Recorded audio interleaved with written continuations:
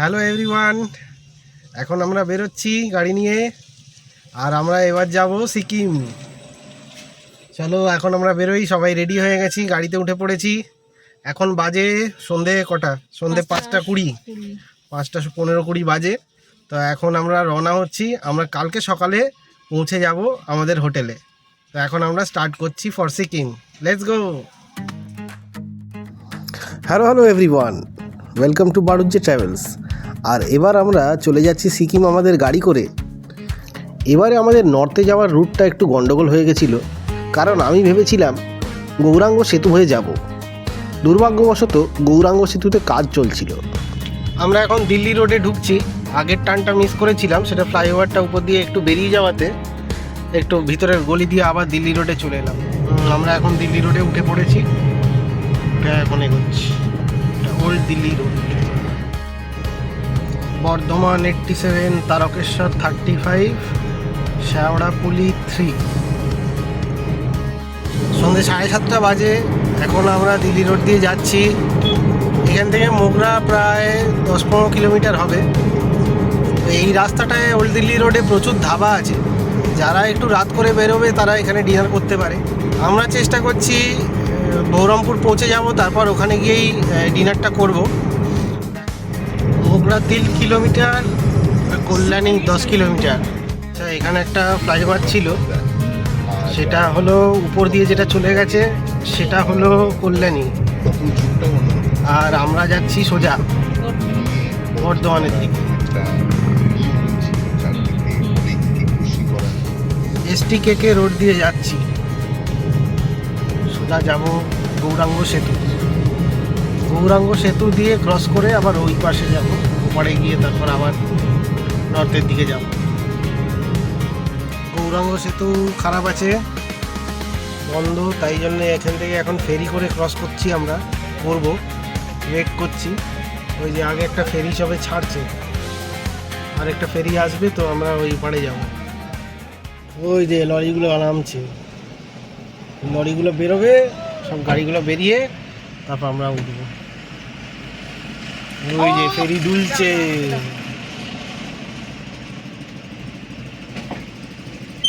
বলো, ভাড়াটা দেবেন তো? হ্যাঁ দেবো তো, জিজ্ঞেস করলাম। ট্রেনেই তো চলে যাচ্ছে। না, ওই পিছনে গাড়ি আছে তো। বলো কত? 130 টাকা। 130।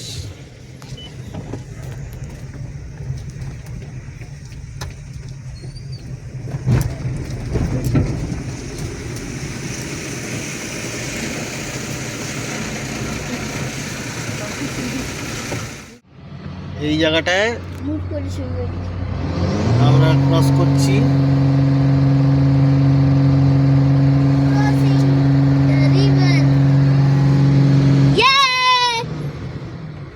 Never thought these experience will happen.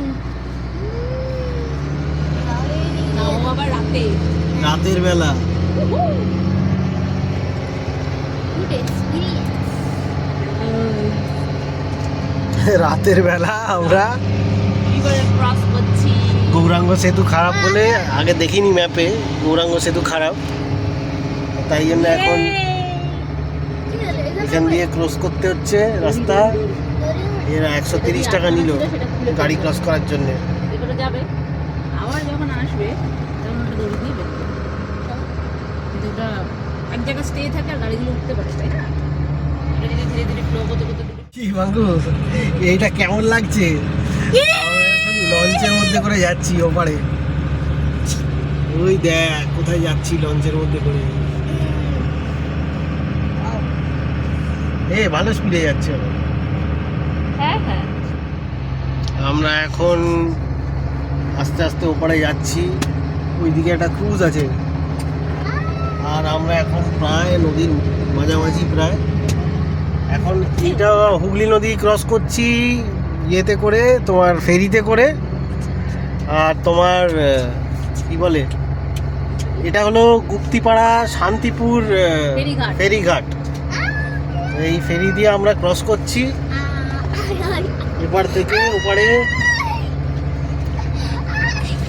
কারণ আমরা ভেবেছিলাম গৌরাঙ্গ সেতু দিয়ে যাব, গৌরাঙ্গ সেতু বন্ধ। আমরা এখন ফেরি করে রিভার ক্রসিং করছি, হুগলি নদী ক্রস করছি। আমি যাবো না। ওই যে আরেকটা ফেরি যাচ্ছে, আমরা ওপারে যাচ্ছি, ওই ফেরিটা আবার এপারে যাচ্ছে। কলকাতা, ওটা কলকাতা লেখা, কলকাতা। কলকাতা। দিকে চলে গেল। কলকাতা লেখা, কলকাতা। লরি গাড়ি সব যাচ্ছে। ওইদিকে যাচ্ছে, ওইদিকে যাচ্ছে এটা। ও সরে গেল। হ্যাঁ, আর আমরা প্রায় চলে এসেছি এবার। ওই যে আমি দেখতে পাচ্ছি ওইদিকে যাচ্ছে।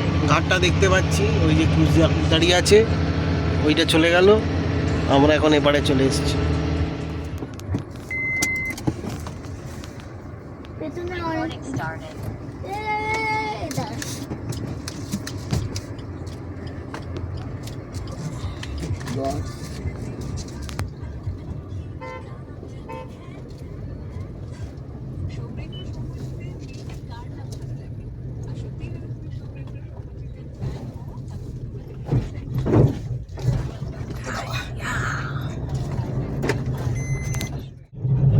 শান্তিপুর থেকে বেরিয়ে আবার সেই হাইওয়ে ধরলাম, কৃষ্ণনগর এখান থেকে 14 কিলোমিটার। এই যে NH12 দিয়ে যাচ্ছি এখন। কৃষ্ণনগর ক্রস করে এখন আমরা হাইওয়েতে দাঁড়িয়েছি পলকি রেস্টুরেন্ট, এখানেই খাওয়া দাওয়া করছি। চলো ভিতরে যাই।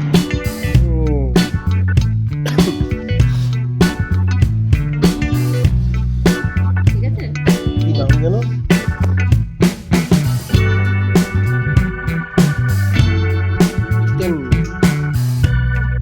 পালকি রেস্টুরেন্ট। ডিনার করছি এখানে।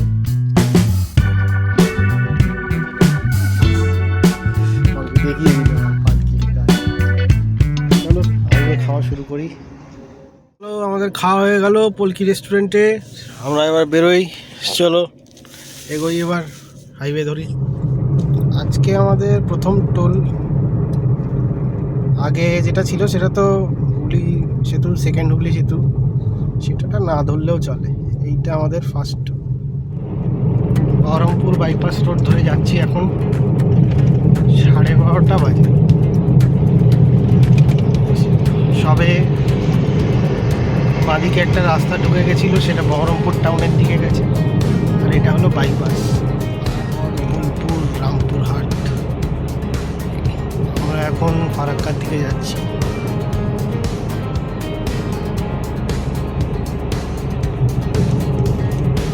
সোজা ফারাক্কা, বাঁদিকে রামপুরহাট। ফারাক্কার দিকে যাচ্ছি এখন মাঝামাঝি, এখানে 295, আর বাকিও মোটামুটি 295 মতো। মাঝামাঝি আছি শিলিগুড়ি, এখন শিলিগুড়ি যাই, তারপর নেক্সট ডেস্টিনেশন ফারাক্কা ক্রস করছি। ঠিক 2 বাজে।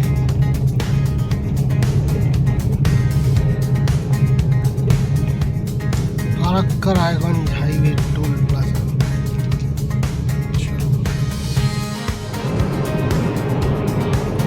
3:37। এখন আমরা Raiganj bypass road, Raiganj bypass করে রায়গঞ্জ বাইপাস রোড দিয়ে এগিয়ে যাচ্ছি।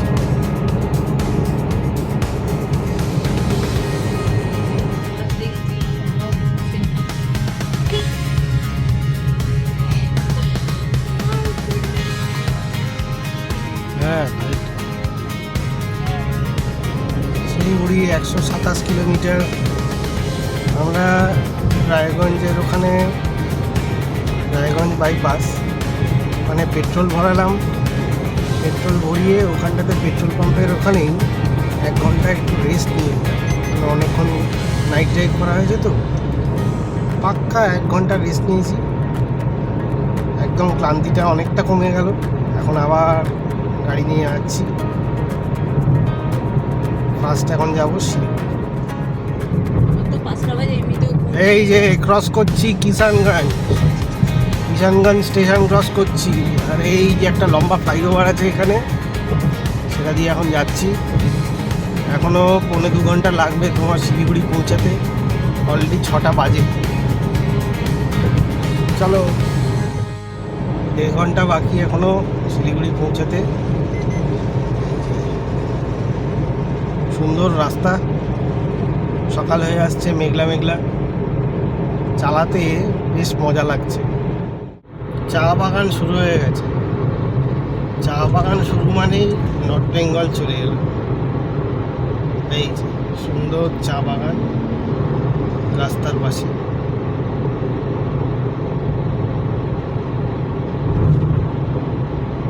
এই যে পুরো চা বাগান গেছে। না দাঁড়াবো না, বেরিয়ে যাব, অনেকটা যেতে হবে। মহানন্দা, এই যে মহানন্দা ব্যারেজ, মহানন্দা ক্রস করছি, মহানন্দা ব্যারেজ। এসে গেছি শিলিগুড়ি। এখান থেকে একটা ইউটার্ন নিয়ে সেবক রোডে ঢুকতে হবে। তো আমরা এখন শিলিগুড়ি এসে গেছি। ম্যাপে বলল শিলিগুড়ি থেকে সেবক রোড দিয়ে রাংপো হয়ে রংলি যাওয়াই সব থেকে শর্টেস্ট রুট হবে, কিন্তু সেটাতেও ভুল। রংপো থেকে রংলি যাওয়ার রাস্তা খুব একটা ভালো নয়। কি করা যাবে, রুট যখন ধরে নিয়েছি তখন তো সেইভাবেই যেতে হবে। ভালো খারাপ যা হবে রাস্তায় দেখা যাবে। হ্যাঁ এই জায়গাটা বেঙ্গল সাফারি। আর আমরা এখন সেবক রোড দিয়ে চলেছি।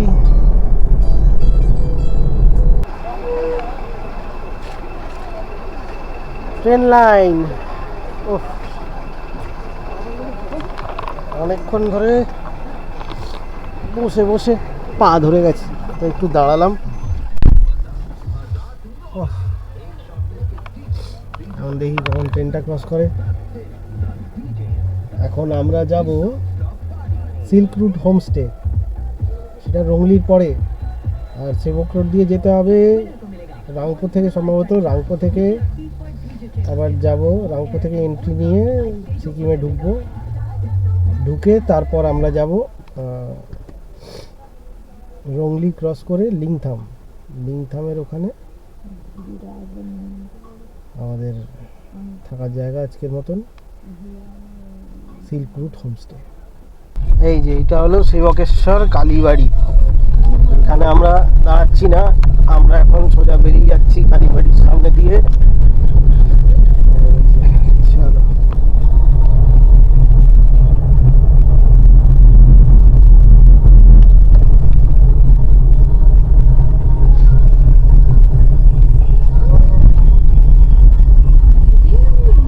রাস্তাটা দেখো।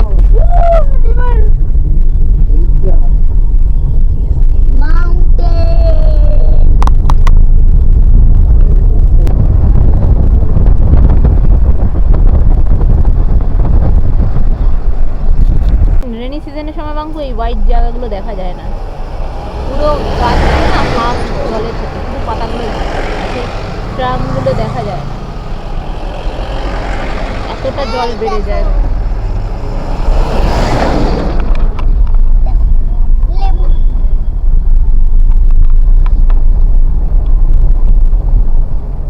ওয়াও,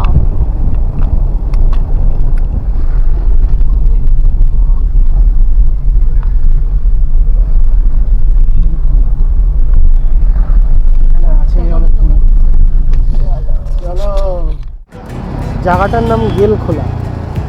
এইখানটাতে এসেছি, ব্রেকফাস্টটা এখানে করে যাব।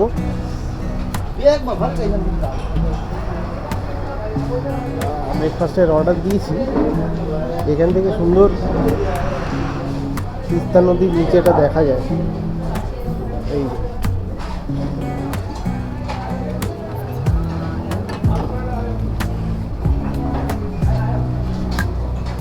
যে নদীর জল যাচ্ছে, ওই যে ওই রাস্তাটা দিয়ে এলাম, ওপার থেকে এবারে এলাম। চলো এবার ব্রেকফাস্ট আসছে। ব্রেকফাস্ট এসে গেছে। এই যে পরোটা, ম্যাগি, ডিম পাউরুটি, মানে মিক্স, সব কিছুর মিক্স আছে। সবাই শেয়ার হবে, সবারটা সবার টেস্ট হবে সবটা। এই তো বাবু, চলো এবার ব্রেকফাস্টটা করে নিই, তারপর আবার বেরোতে হবে।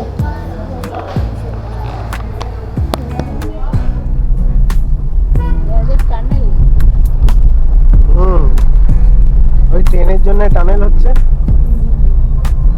ওই যে ওখানে টানেল হচ্ছে। এই যে ট্রেনের জন্য ব্রিজ মতন বানিয়েছে। ঘুরতে গেছিলাম, ঘুরতে যাই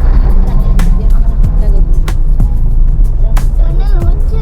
হ্যাঁ এই যে ওয়েলকাম টু কালিম্পং, ওই উপর দিকে চলে গেলে কালিম্পং এর রাস্তা।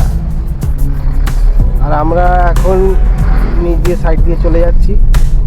কালিম্পং হয়েও যাওয়া যায়, বাট ওটা একটু লং কাট পড়ে যাবে, তা আমরা রাংপো হয়ে যাব। আর এই যে এইদিকে একটা নদী, সব এখানে কিছু কিছু জায়গা আছে যেখানে দাঁড়িয়ে ভালো ভিউ পাওয়া যায় নদী। এটা হলো রিভার রাফটিং পয়েন্ট, যেখানে সব রাফটিং করতে আসে। এই যে সব করে রাখা আছে।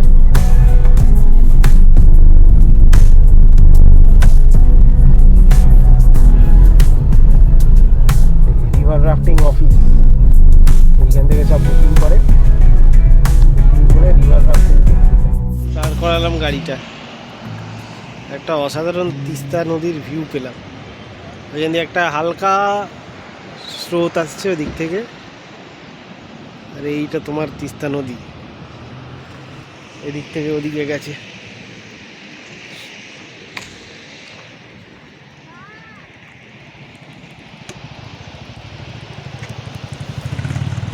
এটার মধ্যে এই জলের মধ্যেই আস্তে আস্তে ওইদিকে যেটা গেছে ওইদিকে রিভার রাফটিং হচ্ছিল।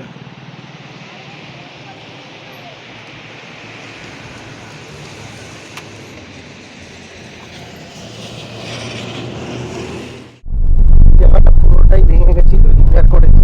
এই যে এই জায়গাগুলো পাথরগুলো বেঁধে মাটি দিয়ে রিপেয়ার করেছে। এতক্ষণ রিভারটার সাইড দিয়ে যাচ্ছিলাম তিস্তার পাশ দিয়ে, তখন একটা ভিউটা অন্যরকম ছিল। একটু ভিতর দিকে ঢুকলেও পুরো একদম মনে হচ্ছে ফরেস্টের মধ্যে চলে এসেছি, আর বিশাল বড় বড় সব গাছ। দার্জিলিং আরে পাশে একদম হেভি জায়গা।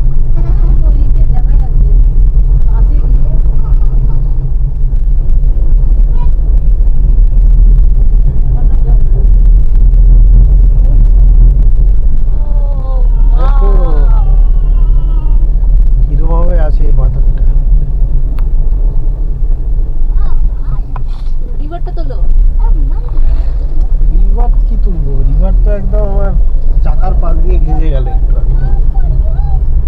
এই দেখো রাংপো 2 কিলোমিটার, সিংতাম 13, গ্যাংটক 41, পাকিয়ম নাংচিং নাথুলা 97। আচ্ছা এই যে এবার আমরা ভিতরে ঢুকবো, আর রাইট সাইডে যেতে বলছে, কারণ আমরা রংপো যাব। রংপুর তো না, রংলি, এটাই রংপো এটাই। এবার আমরা রংলি যাব।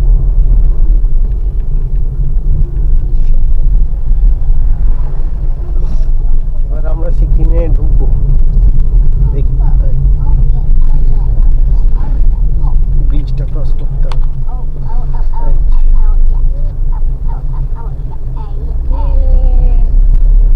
এই যে সামনে ব্রিজ।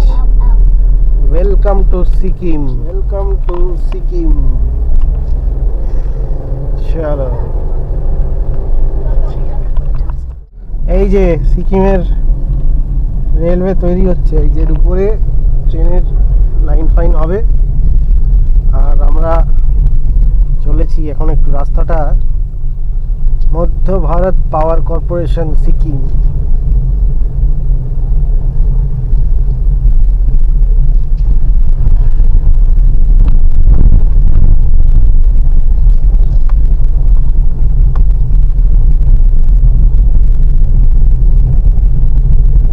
দেখেছো নদীটা, উফ, কি লাগছে, চকচক করছে।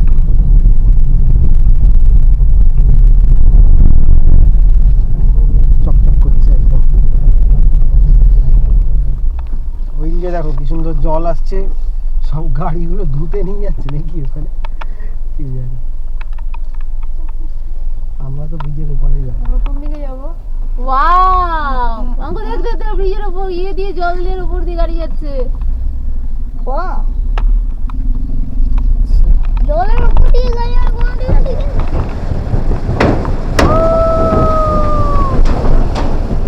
জলের উপর দিয়ে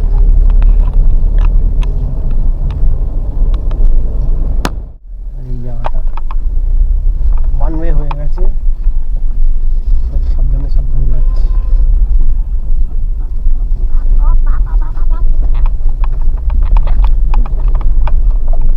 ওই পাশে দেখো, ওই পাশে নিচে দেখো। তুমি সামনে দেখো।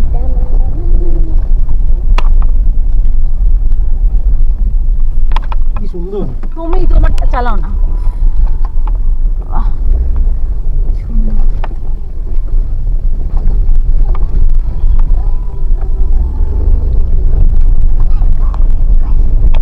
এখন একটু রংপুতে এসেছি, এখানটাতে একটু ব্যাংক লাগবে, আমার টাকা পয়সার অভাব হচ্ছে, মানে ক্যাশ চাই।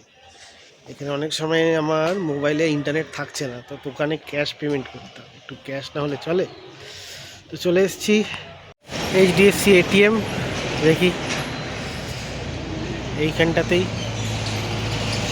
এখানে অনেক হোটেলও আছে, এখানে গাড়িটা রেখে আমি একটু টাকা পয়সার ব্যবস্থা করি।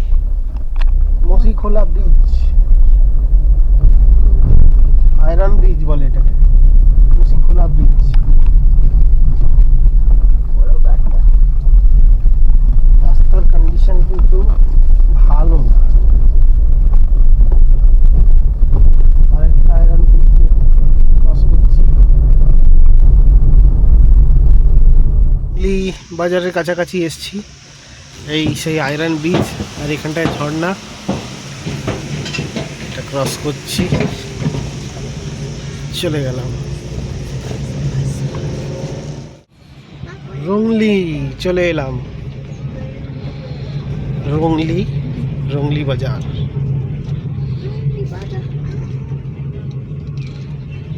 চলো।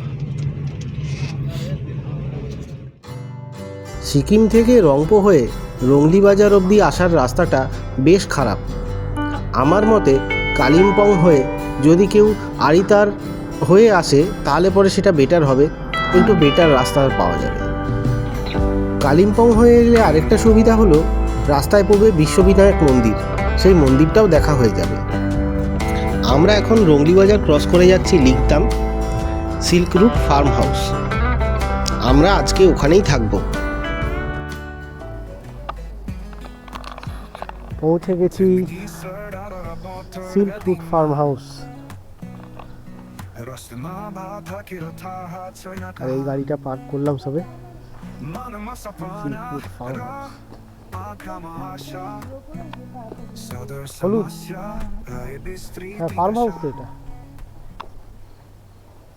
এরকম হয়। আজকে আমরা পৌঁছে গেলাম লিংতামে সিল্ক রুট ফার্ম হাউস।